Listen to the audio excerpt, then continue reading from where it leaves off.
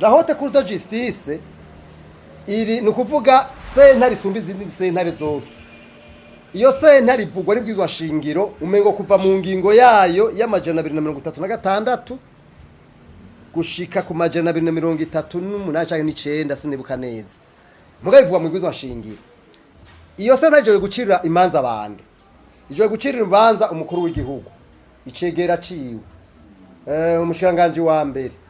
Umukuru w'inama nshinga amateka, umukuru w'inama nkenguza amateka. Abo bantu no munsi bo decide batugira turya igihugu tukigurisha. Ntasa nimwe bacira urubanza. Namwe mumvye ibintu ari ibintu bisanzwe. Hari umushikiranganje umwe yigeze kubaho ngaha mu mwaka wa 2008 gutyo yatwara ubutungane.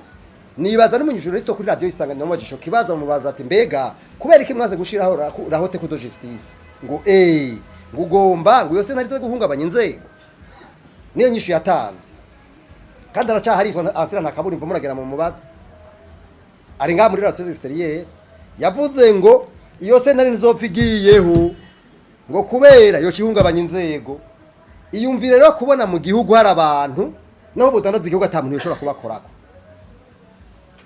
Mwe muvye ibintu ari ibintu bisanzwe si bisanzwe na gato oya kweli yego nivyo turazi ko ubutungane bwacu hakiri byinshi byo gukosora muga ibintu bikimeze gutyo ndababwije ukuri turi n'ibibazo bikomeye.